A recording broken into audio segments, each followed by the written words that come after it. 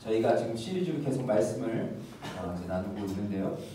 우리 앞에 보시면 시리즈 제목이 있습니다. 우리 여기 오른쪽에 보시면 크게 써있는데 한번 같이 읽겠습니다. 시작. 나를 원하실 수 없는 복음은 더 이상 복음이 아닙니다. 그렇습니다.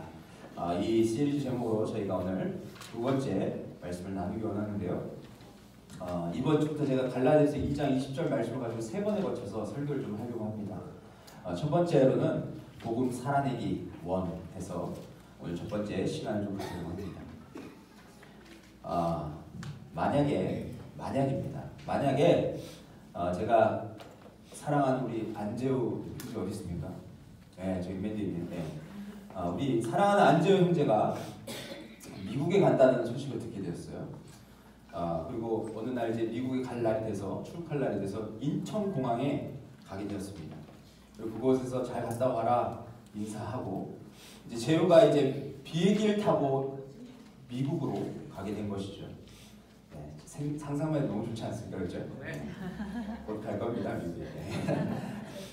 근데 미국에 도착해서 재우가 전화를 한 겁니다. 부모님한테 전화를 했어요. 그래서 부모님이 너무 기뻐가지고 잘 도착했냐, 비행기 타는데 힘들진 않았냐, 여러 가지를 좀 물어봤습니다. 그런데 재우가 너무 힘이 없는 그런 목소리로 네, 잘 도착했다고 그러는 거예요. 야, 너 혹시 무슨 일이 있냐 이렇게 물어봤더니 엄마 나 사실은 비행기 안에서 쫄쫄 굶었다라는 거죠. 12시간 동안 그 비행기 안에서 아무것도 못 먹고 쫄쫄 굶었다라는 이야기를 하는 거예요. 그래서 엄마는 너무 놀라가지고 왜 속이 안 좋았냐, 어디 아프냐, 이제 그런 이제 엄마의 질문 있잖아요. 그런 엄마의 질문을 계속 던지기 시작했습니다. 그런데 재우가 뭐라고 얘기했냐면 그런 게 아니라 제 주머니에 돈이 없어가지고 그 기내식이 나오는데 그것을 내가 돈 주고 사야 되는 줄 알고 못 먹었다는 거예요. 그리고 거기에 스튜어디스들이 음료수를 계속 갖고 다니는데 그걸 돈 주고 사는 줄 알고 음료수하고 물도 제대로 먹지 못했다라는 이야기를 했다면, 만약 그랬다면, 우리 재우는 똑똑해서 그러지 않습니다. 만약 그랬다면 어머니의 심정이 어땠을까요? 어머니의 심정 분명히 좋지 않은 말이 먼저 나갔을 겁니다. 그렇죠? 재우의 어머님은 훌륭하셔서 그런 말은 안 하셨겠지만 좋지 않은 말이 분명히 나갔을 거예요. 아니, 엄마 아빠가 비행기표를 살 때 이미 그 안에 기내식 값과 그 다음에 그 음료수를 무한리필 계속해서 먹을 수 있는 그런 값을 지불했는데 왜 이거를 안 먹은 거야? 이러면서 어머니의 마음이 굉장히 아프겠죠. 그랬을 것입니다. 그런데 여러분, 우리의 삶을 잘 보면 우리도 이와 비슷한 모습으로 살 때가 참 많이 있습니다. 성경에 보면 하나님께서 예수 그리스도를 통해서 우리에게 주신 축복 중에 놀라운 것이 있다면 그것이 무엇입니까? 그것은 제가 세 가지로 말씀드리자면 풍성한 삶을 약속해 주셨습니다. 풍성한 삶. 우리 요한복음 10장 10절 보시면 뭐라고 되어 있냐면 도둑이 오는 것은 도둑질하고 죽이고 멸망시키는 것뿐이요 내가 온 것은 양으로 생명을 얻게 하고 더 풍성히 얻게 하려는 것이라. 우리에게 생명을 주시고 우리에게 풍성한 삶을 살게 하기 위하여 예수님께서 오셨다라고 말하고 있습니다. 또한 두 번째는 무엇입니까? 영원한 생명을 우리에게 주셨다라는 것을 말합니다. 요한복음 5장 24절 우리 같이 한번 읽어볼까요? 시작. 내가 진실로 너희에게 이르노니 내 말을 듣고 또 나 보내신 이를 믿는 자는 영생을 얻고 심판에 이르지 아니하나니 사망에서 생명으로 옮겨졌느니라. 그렇습니다. 주님은 이 땅에 오셔서 우리에게 영원한 생명을 주셨다. 이미 너희가 영원한 생명을 얻었다라고 과거형으로 말하고 있습니다. 우리가 잘 아는 요한복음 3장 16절에도 하나님이 세상을 이처럼 사랑하사 독생자를 주셨으니 이는 그를 믿는 자마다 멸망치 않고 영생을 얻게 하려 합니다 라고 말씀하셨습니다. 그리고 여러분, 거기서 그치는 것이 아니라 요한복음 3장 17절에 보면 무엇을 약속하셨냐면 우리에게 구원을 약속하셨습니다. 죄의 권세 아래에서 늘 괴롭고 힘든 삶을 살던 우리가 이제 그 죄의 권세 아래서 우리를 구원하시겠다, 건지시겠다. 이제 더 이상 사단의 종이 아니라 하나님의 자녀로 우리를 구원하시겠다라는 이 놀라운 메시지가 성경에 기록되어 있다는 것입니다. 이것이 바로 우리에게 주신 축복입니다. 그런데 여러분, 왜 우리는 이 축복을 누리지 못할까요? 첫 번째 이유는 이 놀라운 소식에 대해서 들어보지 못했기 때문에. 아까 제우가 그랬듯이 제우가 만약에 그 비행기 티켓 속에 자기가 먹을 그 기내식과 음료수와 그 수많은 것을 누릴 수 있는 것이 다 포함되어 있다는 것을 알았다면 그런 안타까운 일은 하지 않았을 것입니다. 그러나 무지했기 때문에, 몰랐기 때문에 그런 것이죠. 우리도 마찬가지입니다. 우리가 이 은혜를, 이 놀라운 축복을 누리지 못하는 것은 우리가 이 놀라운 것을 모르기 때문에 누리지 못할 수 있습니다. 둘째는 이 소식을 알기는 하지만 믿지 않기 때문에, 다시 말하면 불신, 그 불신 때문에 우리는 이 은혜를, 이 놀라운 축복을 누리지 못할 수 있다라는 것입니다. 여러분, 제가 이렇게 질문을 드려볼게요. 여러분은 지금 정말 성경이 말하는 이 풍성한 삶을 살고 계십니까? 여러분 지금 영원한 생명, 그 생명을 누리고 그 생명을 해서 감사하며 살고 계십니까? 또한 정말 구원에 대한 감격과 기쁨을 가지고 그렇게 살고 계십니까? 만약 그렇지 못하다면 그 이유가 뭐라고 여러분 생각하시나요? 오늘 본문에는 우리가 신앙생활함에 있어서 가장 중요한 기본, 기초를 이야기하고 있습니다. 또한 이것을 통과하지 않고서는 절대로 이 풍성한 삶을 누릴 수 없음을 바울은 우리에게 강조하고 있죠. 그럼 우리가 진짜 복음이, 이 진짜 복음이 우리에게 실제가 되기 위해서 우리가 기억해야 할 것은 무엇입니까? 저는 첫 번째로 내가 그리스도와 함께 십자가에 못 박혔다라는 이 놀라운 진리를 통해서 우리가 십자가에 주님과 함께 죽어야 됨을 말씀을 나누기를 원합니다. 제가 이번 주에 한 회사를 다녀왔습니다. 그 회사에 다녀왔는데요. 그 회사에 들어가서 회의실에 앉아 있는데 제 눈에 확 들어온 것이 무엇이냐면 바로 저것입니다. 근무 수칙. 아이디어 플랩이라는 그 회사였는데 그 회사 대표님과 제가 잠깐 이야기를 할 기회가 있어서 가서 이야기를 하다가 저 근무 수칙을 보게 되었어요. 그런데 여러 가지 글귀들이 제 마음에 되게 다가왔습니다. 근데 뭐 이런 것입니다. 진심으로 놀아라. 얼마나 좋습니까? 회사에서 진심으로 놀아라. 단 생각하면서. 진심으로 먹어라. 아, 좋습니다. 잘 먹는 사람이 일도 잘한다. 예전에 제가 전에 있던 교회 담임 목사님도 늘 저한테 그랬습니다. 잘 먹어서 보기 좋다. 잘 먹는 사람이 일도 잘한다고 그렇게 얘기하셨습니다. 제 생각나더라고요. 그리고 진심으로 존중하라. 그들은 모두 저마다의 존재의 이유를 지녔다 라고 적혀있습니다. 이러한 문장이 적혀있는데 근데 저의 눈을 더 사로잡은 것이 있었는데 그것이 무엇이냐면 바로 이것입니다. 설명할 수 없으면 모르는 것이다. 완벽하게 이해하고 설명할 수 있을 때까지 파고들자. 이 글귀가 제 마음을 확 사로잡았습니다. 왜냐하면 서론에서 말씀드린 것처럼 우리가 안다라고 말하지만 정확하게 알지 못해서 누리지 못하는 그런 경우가 우리에게 허다하게 많기 때문에 그렇습니다. 저는 지난주에 갈라디아서 1장을 가지고 설교하면서 갈라디아 교회의 문제가 뭐라고 말씀을 드렸습니까? 첫째는 그들이 모세의 율법을 지켜야 한다라고 그렇게 강조했습니다. 예수 그리스도를 통해서 십자가와 부활하신 그 주님을 믿음으로 구원받았다라고 분명히 그렇게 강조했는데 그것 플러스 율법을 지켜야 그 구원이 성장할 수 있다는 식으로 이야기를 했습니다. 둘째는 이방인들이 할례를 받아야 교회 공동체에 들어올 수 있다는 것처럼 이야기를 했다는 것을 저희가 함께 나눴습니다. 이들에게 있어서 가장 큰 문제는 무엇이었냐면 바로 율법주의였습니다. 율법주의. 여러분, 율법주의가 무엇입니까? 율법주의자는 어떤 사람을 가리켜서 율법주의자라고 말하는 것입니까? 제가 앞에서 말씀드렸지만 우리가 설명할 수 없다면 그것은 아는 게 아닙니다. 여러분은 율법주의자가 누구인지 여러분 설명할 수 있습니까? 네, 당황하지 마십시오. 제가 뭐 여쭤보진 않겠습니다. 여러분 이것은 우리 신앙에 있어서 우리가 반드시 알아야 될 부분입니다. 왜냐하면 우리가 신앙생활을 잘못하다 보면 어느새 우리가 율법주의자로 전락하게 되기 때문에 그렇습니다.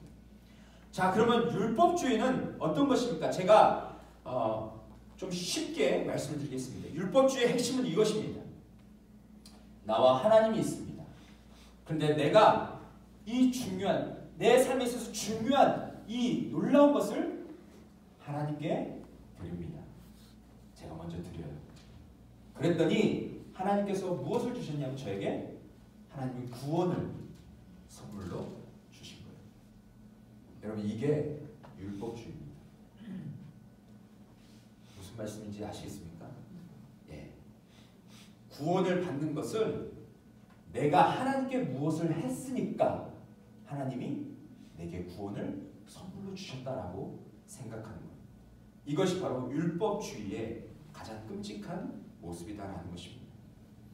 하지만 여기에는 굉장히 무서운 함정이 또 있습니다. 그것은 뭐냐면 구원을 받는 것은 내가 무엇을 해서 받았다라는 무엇이 우리 밑에 깔려 있습니까? 교만이 우리 밑에 깔려 있는 거예요. 내가 하나님께 이거를 드려서 하나님 저에게 구원을 선물로 주셨잖아요. 제가 그러니까 구원받은 것은 제가 하나님께 이렇게 했기 때문에 구원받은 거죠. 라고 하는 그 교만. 우리의 교만이 밑에 깔려 있다는 것입니다. 구원이 바로 나로부터 시작되었다라는 이 끔찍한 것이 율법주의에 녹아져 있습니다. 그런데 갈라디아서 2장에 보시면 여러분 베드로와 다른 사도들도 예수님께서 이미 이 완전한 구원을 우리에게 주셨다라고 말했는데 율법을 또한 강조하고 있는 베드로와 사도들을 보게 됩니다. 예. 그래서 지금 바울은 우리가 읽은 본문 위에 보시면 그 베드로를 책망하는 그런 모습을 보게 되죠. 왜 이렇게 바울은 화가 나서 이 사도들과 유대인들을 책망하고 그들을 질책하고 그들의 죄에 대해서 그렇게 낱낱이 이야기를 할까요? 그것은 그들이 복음의 영광을 지금 가리고 있기 때문에 그렇습니다. 십자가의 그 놀라운 능력을 그들이 축소시키고 있기 때문에 바울은 오직 믿음으로 구원받았다라는 그 놀라운 진리를 계속해서 그들에게 말하고 있다는 것입니다. 여러분 지금 우리도 이러한 문제에 빠질 수 있습니다. 나의 어떠한 행위로 인해서 내가 기도 열심히 했기 때문에 내가 성경을 많이 읽었기 때문에 내가 또 주님 앞에 11조를 많이 드리고 내가 하나님께 많이 헌신했기 때문에 하나님이 내게 구원을 주신 거야. 하나님이 나를 사랑하시는 거야. 하나님 나를 축복하시는 거야. 이렇게 우리가 말한다면 이것이 율법주의와 다를 바 없다는 것입니다. 여러분 우리가 오해하지 마십시오. 우리가 기도 많이 하는 거 중요합니다. 하나님 말씀 묵상하고 그 말씀 붙들고 사는 거 중요합니다. 하나님 앞에 우리가 받은 거에 감사해서 11조 드리고 감사함 드리고 헌금하는 거 중요하죠. 믿음의 고백이죠. 하지만 그것을 통해서 내가 교만하게 된다면 그것은 율법주의자와 다를 바 없다는 것입니다. 이러한 교만, 나를 외치며 사는 그 교만으로 인해서 우리는 풍성한 삶을 하나님께서 우리에게 주신 그 풍성하고 영원한 삶을 누리지 못한다는 것입니다. 기억하십시오. 예수 그리스도께서 행하신 일들을 제외하고 나의 어떠함을 주장할 때 그때 우리에게는 문제가 생기는 것입니다. 인류의 여러분 죄가 어떻게 시작했습니까? 창세기 2장 17절 보시면 우리 같이 한번 읽어보겠습니다. 시작. 선악을 알게 하는 나무의 열매는 먹지 말라. 내가 먹는 날에는 반드시 죽으리라. 예, 하나님께서 온 세상을 창조하시고 인간을 거기다 두셨습니다. 그리고 인간에게 무엇을 말씀하셨습니까? 너가 이 땅을 다스리라, 정복하라라고 말씀하셨어요. 그리고 번성하여서 내게 영광 돌리라고 하나님이 이야기해 주셨습니다. 그런 축복을 받았습니다. 그들은 에덴 동산에 살면서 먹을 것과 입을 것과 살 것을 걱정하지 않았습니다. 왜냐하면 하나님이 모든 것 다 채워주셨기 때문에 그렇죠. 그런데 하나님께서 단 한 가지를 말씀하셨습니다. 내가 선악을 알게 하는 나무만, 그 나무만 먹지 말라. 네가 그것을 먹는 날에는 반드시, 영어로 보면 You shall die라고 되어 있습니다. 반드시 죽으리라. 만약에 먹게 되면 어떻게 됩니까? 반드시 그냥 죽는 겁니다. 하나님 그렇게 약속하셨어요. 근데 여러분, 인간이 어떻게 했는지 아십니까? 그것을 따먹었습니다. 왜 따먹었습니까? 창세기 3장 5절 보면 그 분명한 이유를 이야기합니다. 우리 함께 읽겠습니다. 시작. 너희가 그것을 먹는 날에는 너희 눈이 밝아져 하나님과 같이 되어 선악을 알 줄 하나님이 아십니다. 뱀은 인간의 약함을 알았습니다. 인간의 욕망이 끝이 없고, 그래서 결국 하나님처럼 되려고 하는 그 인간의 마음을 뱀은 알았습니다. 그래서 그걸 가지고 인간을 꼬시죠. 네가 만약에 이것을 먹는 날에는 네 눈이 밝아져서 하나님과 같이 된다. 인간은 그래서 하나님처럼 되려고 결국 선악과를 따먹은 것입니다. 인간이 넘지 말아야 할 선을 넘게 된 것이죠.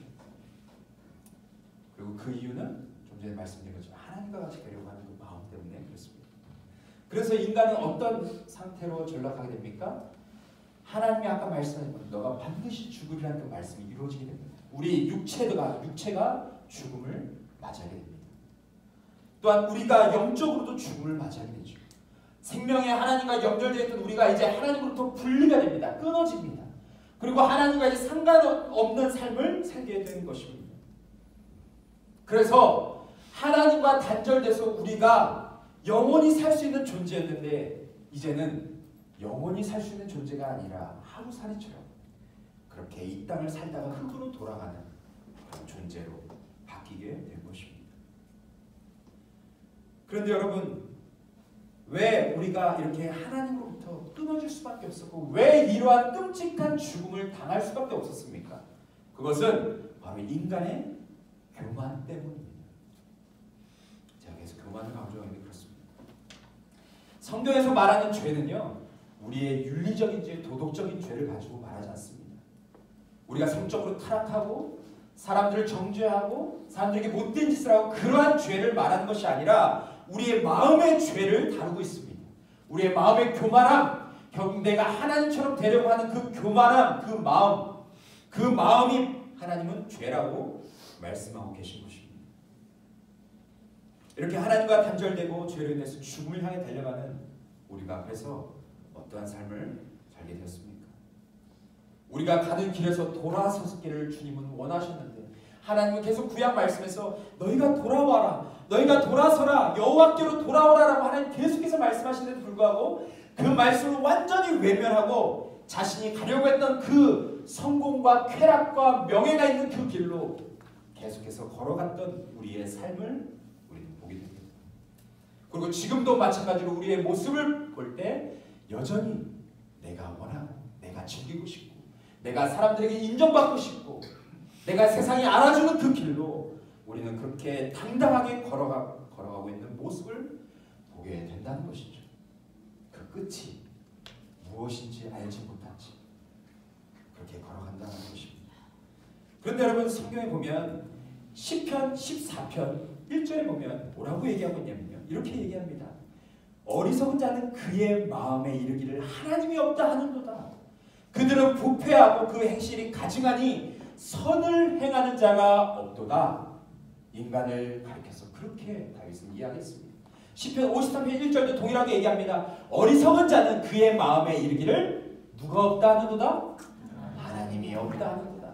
그들은 부패하며 가증한 악을 행하며 선을 행하는 자가 없도다 라고 그렇게 말씀을 선언하고 있습니다.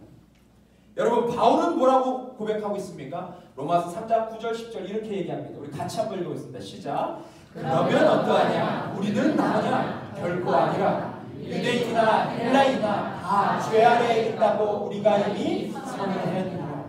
기록된 바 의는 없나니 하나도 없으며.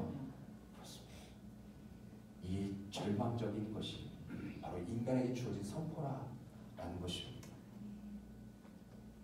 이 땅에 사는 어떤 사람도 선한 자가 없고 죄로 물들어 마땅히 심판받는 것이 당연하다고 마땅하다고 성경은 말하고 있습니다. 여러분 한번 우리 주위를 돌아보십시오. 진짜 우리에게 소망이 있습니까? 여러분 우리 주변에 있는 사람들을 보면 정말 소망이 있습니까? 대한민국을 보면 소망이 있습니까? 아닙니다. 그렇지 않습니다. 뉴스를 보십시오. 뉴스를 보면 정말 말도 안 되는 그런 사건 사고가 일어나고 있습니다. 최근에는 자신의 아내를 죽여놓고 그 아내가 들어놓은 보험금을 타려고 그렇게 아내를 죽이는 남편을 봅니다. 얼마나 끔찍합니까? 우리 청소년들은 괜찮습니까? 청소년들이 학교에서 벌어지고 있는 일들 여기서 말로 다 할 수 없지만 너무 끔찍하고 너무나도 불안한 일들이 학교에서 계속 일어나고 있습니다.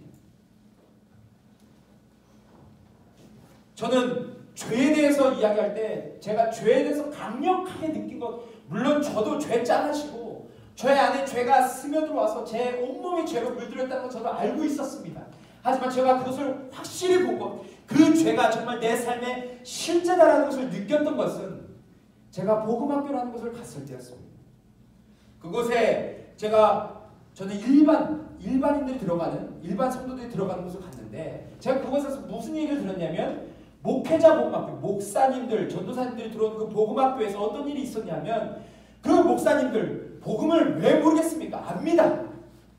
그분들이 복음학교에 와서 정말 주님의 은혜를 다시 한번 십자가의 그 복음을 듣기 위해서 들어왔는데 거기서 버티지를 못합니다. 그래서 들어갈 때 차 키와 핸드폰과 모든 걸 다 맡기고 들어가는데 혹시 도망갈까 봐. 그런데 목사님들이 그 복음을 듣고 어떻게 하는지 아십니까? 도망가는 목사님들이 있다. 복음을 듣다. 너무 괴로웠어. 그리고 어떤 목사님은 이 복음학교에 들어오기 전까지 성도와 맺지 말아야 그런 관계, 끔찍한 관계를 맺고 이 다음날 복음학교에 들어온 목사님도 계신다라는 얘기를 거기 있는 스태프들이 해줬습니다. 제가 함께 복음을 나눴던 그런 한 100명의 성도들이 있었는데 대부분이 오랜 시간 신앙생활했던 사람들이었습니다.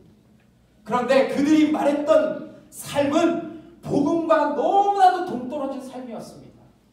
교회에서 예배는 드리지만 매일 주일날 와서 가면을 쓰고 예배를 드리지만 예배를 마치고 세상에 나아가면 세상 사람들보다 더 끔찍한 죄를 짓고 말로 표현할 수 없는 그런 수많은 죄, 성적인 죄부터 해서 도덕적인 윤리적으로 하지 말아야 할 그 끔찍한 죄들을 짓고 살았던 것을 그 간증을 통해서 얘기하는데 제가 거기에서 느꼈던 것이 있습니다. 그것은 뭐냐면 모든 인간은 다 죄인이구나.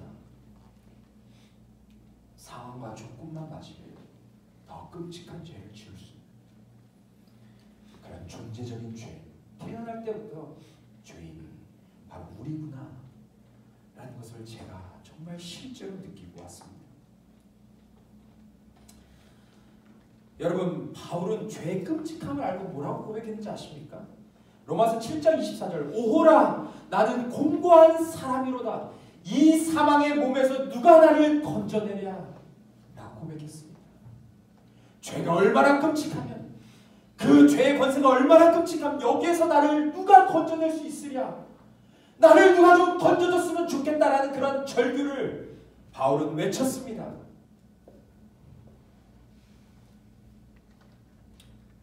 여러분 이러한 절규를 해보신 적이 있으십니까? 이 사망의 몸에서 누가 나를 건져내랴, 나의 죄로 인해서 정말 어둠 속에서 정말 눈물을 흘리며 그렇게 절규하며 통곡하며 하나님 앞에 기도해 본 적이 있으십니까? 사람들 앞에서 거룩한 척하지만 혼자 있을 때도 온갖 죄를 서슴지 않고 짓는 그런 골방에 나 혼자 있을 때 정말 주님 앞에서 주님을 두려워함으로 내가 거기서 거룩한 삶을 살아내는 것이 아니라 하나님을 바라보고 계심에도 불구하고 그것을 믿지 않고 온갖 죄를 짓는 그런 모습이 우리에게 있지 않습니까? 믿음이 있다라고 말은 하지만 나를 위해서 십자가에 죽으시고 부활하신 그 예수님과는 전혀 상관없는 삶을 살고 있는 그런 모습이 우리에게 있지 않습니까?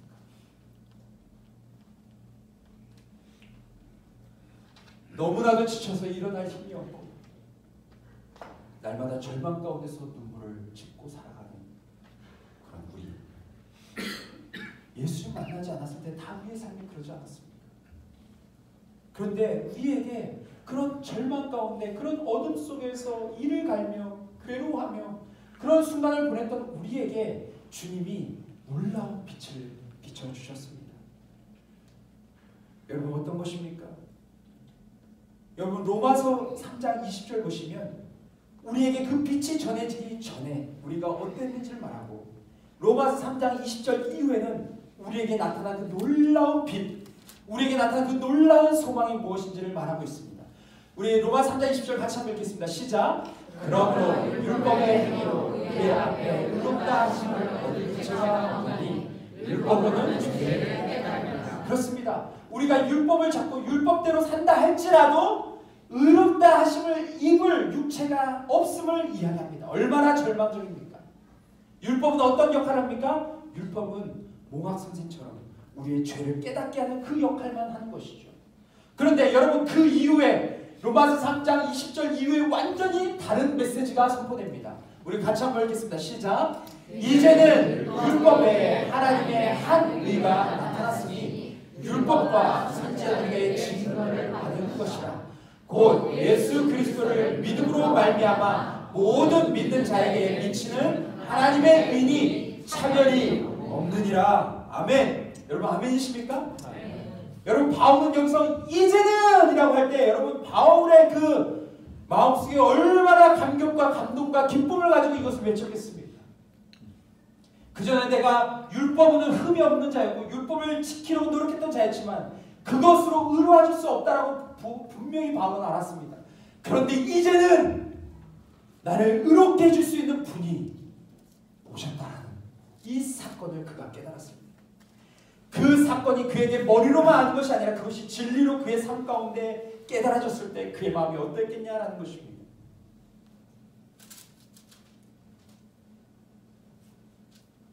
이제는 한 의가 나타났습니다. 그 의는 그냥 온 것이 아니라 율법과 선지자들이 이미 구약에서 예언한 그 분이시다라고 말합니다.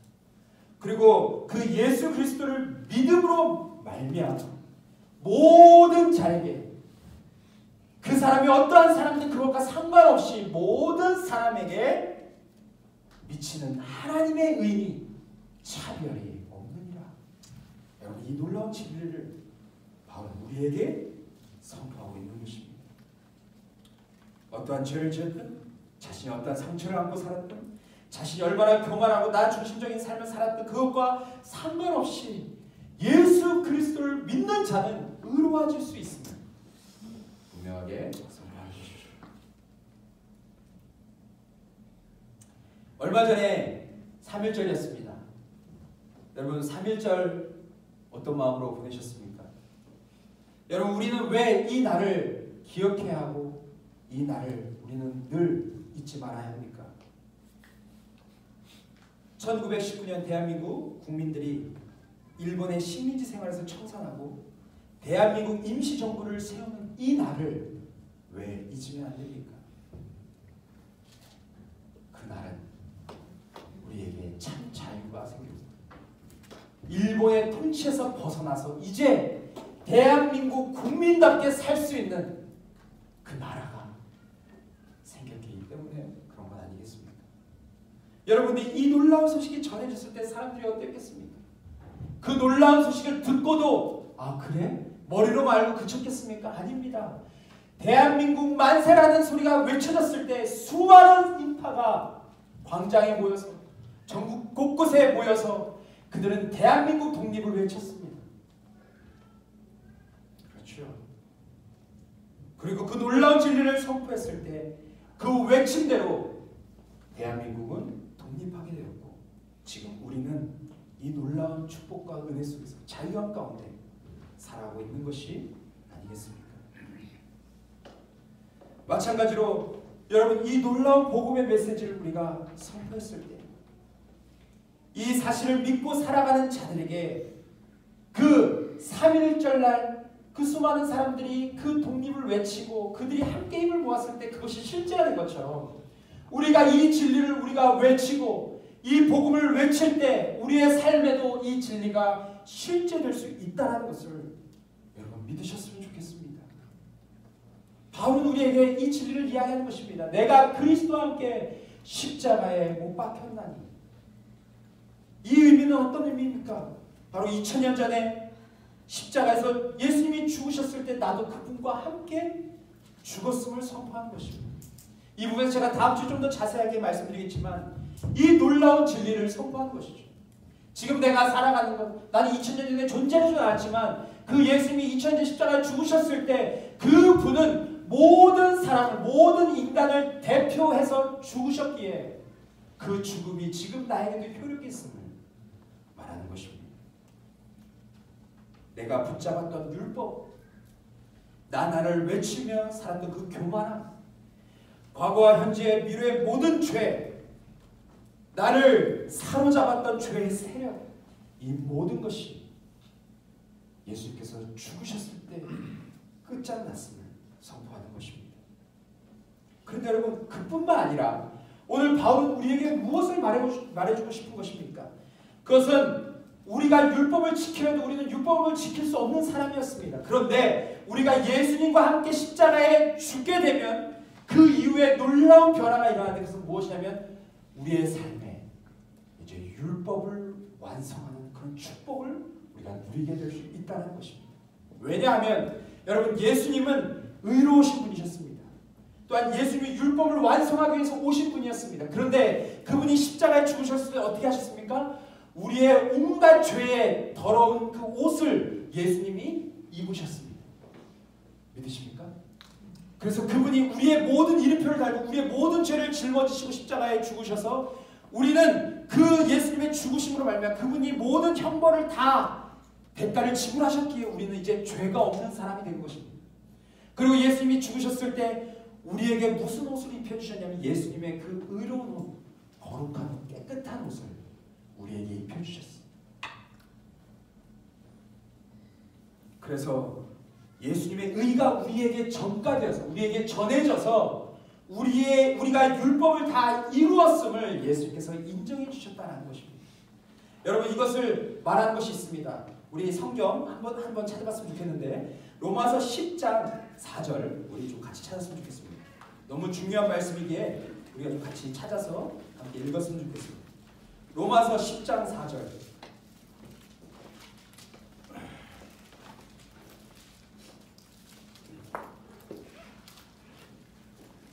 네, 우리 같이 한번 읽겠습니다. 시작. 그리스도는 모든 믿는 자에게 의를 이루기 위하여 율법의 지식을 이루시라.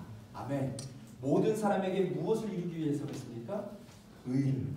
의라는 것은 법정에서 죄가 없다, 무죄 판결난 자를 의로운 자라고 이야기합니다. 우리를 의로운 자, 죄 없는 자로 만드시기 위해서 예수님은 율법의 마침이 되셨다. 그리고 그 예수님과 함께 십자가에 죽은 자는 이제 그 율법을 완전히 이루는 자가 됨을 성경은 말하고 있습니다.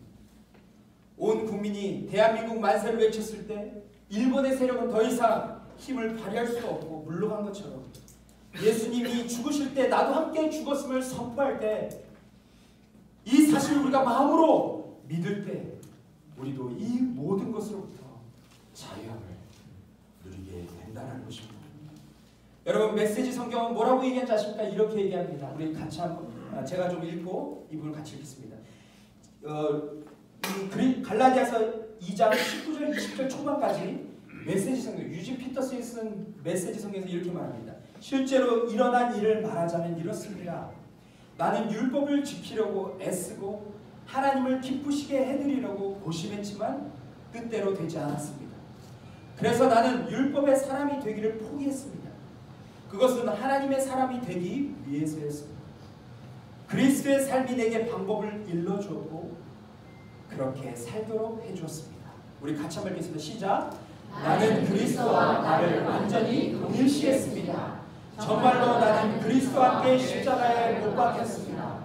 이제 내 자아는 더 이상 내 중심이 아닙니다. 그 다음 뭐라고 얘기했냐면 나는 더 이상 여러분에게 의롭게 보이거나 여러분에게 좋은 평판을 얻고 싶은 마음이 없습니다. 나는 더 이상 하나님께 좋은 평가를 얻어야 한다는 강박관념도 없습니다. 그렇게 얘기했습니다. 여러분, 정말 여러분 십자가에서 예수님과 함께 죽으셨습니까? 이제 율법으로부터 참 자유를 누리고 계십니까? 죄로부터 해방되셔서 하나님의 자녀의 삶을 여러분 누리고 계십니까? 진짜 매일의 삶 가운데 예수님을 위해서 풍성한 삶을 이렇게 살고 계십니다. 또한 이곳에 정말 성경이 말하는 풍성한 삶, 영원한 삶, 구원의 기쁨을 누리는 삶을 살기를 여러분은 계속 원하십니까? 그렇다면 오늘 이 말씀을 믿음으로 받으시기 바랍니다. 예수께서 십자가에 죽으신 이유는 나를 죄로부터 자유케 하시고 또한 죄 없는 의인의 삶을 살게 하시기 원해서입니다. 또한 우리의 죄가 완전히 씻겨져서 이제는 우리가 하나님께 나아갈 수 있는 그 길을 열어주시기 위해서 주님은 십자가에 자신의 몸을 기꺼이 던지셨습니다. 우리는 바라봐야 합니다. 영원하지 않은 인간 때문에 주님은 영원한 것을 포기하셨습니다. 영원하지 않은 인간들 때문에 영원한 그 삶을 죽이셨습니다. 왜요? 왜 그랬습니까? 바로 우리 때문에 그랬습니다. 여러분, 그러니까 우리가 십자가를 어떻게 바라봐야 됩니까? 앞에서 목사님이 우리가 예수님과 같이 십자가에 죽어야 됩니다라고 말하니까 그것이 너무 끔찍하고 너무 괴롭고 너무나도 힘들 거라고 여러분 생각하시겠지만 사실 그렇지 않습니다. 십자가에서 우리가 죽었다는 사실을 믿는 것은 어려운 것이 아닙니다. 그것은 오히려 우리에게 하나님께서 주신 기회고 그것은 오히려 우리에게 주신 놀라운 축복임을 우리는 믿어야 합니다. 하나님 우리를 괴롭게 하시려고 이 사실을 믿으라고 한 것이 아닙니다.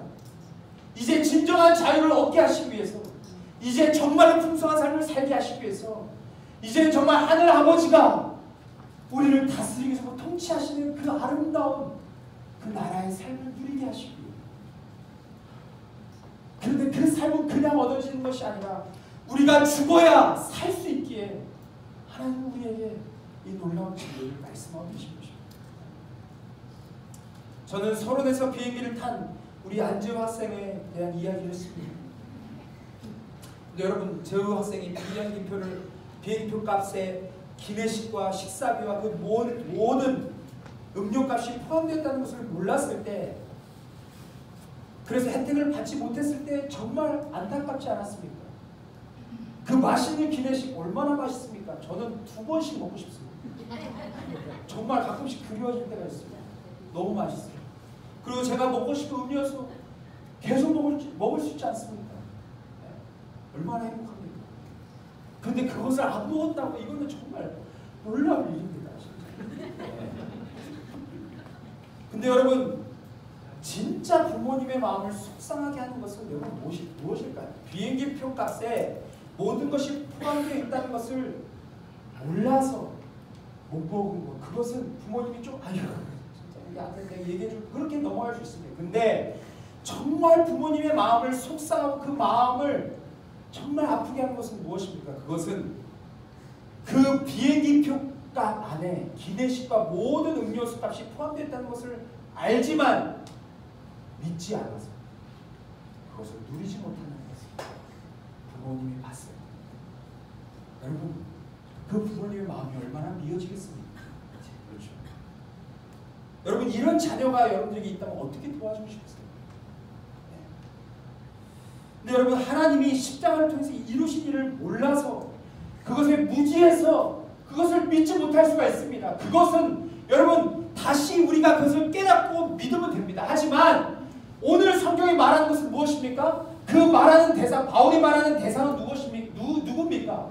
그것은 이 놀라운 사실을 깨달았지만 사도와 그 다음에 그곳에 있는 유대인들이 그것을 알고 있었지만 그것을 믿지 않는 자들, 그들에게 지금 바울은 소리 높여서 내가 그리스도와 함께 죽었다라는 것을 말할 수밖에 없었다는 것을 여러분 기억하시기 바랍니다.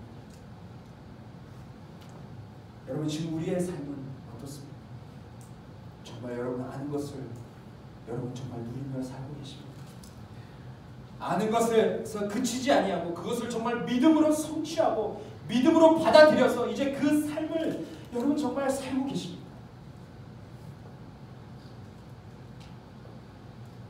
내가 그리스도와 함께 십자가에 못 박혔나요?